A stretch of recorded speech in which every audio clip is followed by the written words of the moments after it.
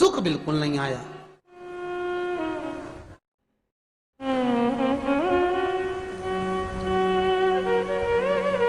हमने कहा तूने कैसे चढ़ाया, वो भी तो सुने। तो क्या कैसे, क्या स्नान करा और मंदिर जाके लोटा चढ़ाया पानी का।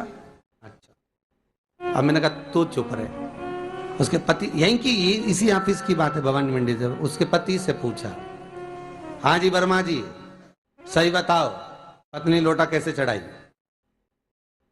गुरुजी ना जाने कहां के महाराज के चक्कर में पड़ी, लोटा भर के पानी चढ़ाने जाए, नहाने के बाद बच्चा इतना सा रो रहा, चिल्ला रहा, पर उसको टच तक नहीं करे, किसी चीज के नहीं छुए, और बिल्कुल कोरी की कोरी साड़ी पहने, धुली हुई, पहले ही बाथरूम में टांग के धर दे, उसको कोई छू नहीं सकता, टाविल टच नहीं कर सकता, और ऐसी जाके शंकर जी के फिर लोटा चढ़ाए। मंदिर में अगर किसी ने छू लिया तो वापिस आ जाए, नहाए धोए फिर जाए। मैंने कहा बस अब तो तू ऐसी जिंदगी भर चढ़ाती रहे तो भोलेनाथ आएगा ही।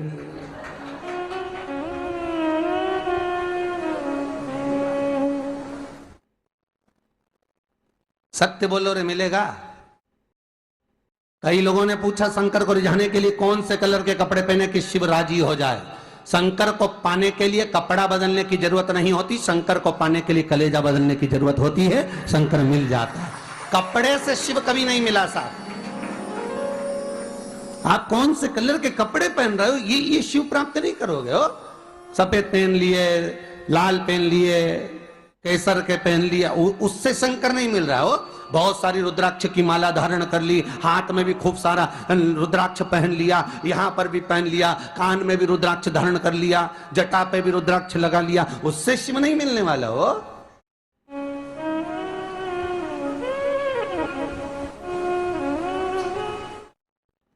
अरे भाई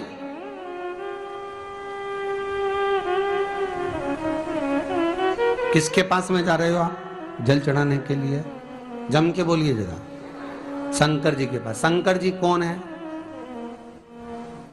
तुम्हारे कौन से मतलब नहीं है। भगवान को तो केवल इतना मतलब है कि आप मन कैसा लेकर आए हो। ये तन साफ करने से, स्नान करने से, खूब रगड़ रगड़ के नहाने से, लक्स पेयर से, खूब घिस घिस के नालों ने, क्रीम ने, पाउडर, डेंटिंग पेंटिंग करके फिर भगवान के पास जाओ और बढ़िया 2-4 घंटे तक फैशन करके भगवान को रिझाओ। भगवान रिझेगा? अरे गर्ग संहिता में लिखा है कि शंकर को एक बार प्रणाम करने का फल क्या है कि 10 अश्वमेध यज्ञ के स्नान का जो फल होता है वो मात्र शंकर को प्रणाम करने से मिल जाता है। कितना? 10 अश्वमेध यज्ञ के स्नान का जो फल है शंकर को मात्र प्रणाम करने से मिल जाता है। पर गर्ग संहिता कहती है कि 10 अश्वमेध यज्ञ के स्नान के बाद भी मनुष्य का जन्म वापिस मिल सकता है। मतलब वापिस तुम्हारा जन्म हो सकता है, किसी भी रूप में हो, जन्म हो सकता है। पर शिव पुराण कहती है, गर्ग संहिता कहती है, स्कंद पुराण कहती है, नर्मदा पुराण कहती है कि महाराज इतना जरूर है कि शिव को प्रणाम करने का फल उतना है कि 10 अश्वमेध यज्ञ के स्नान का फल मिल जाता है।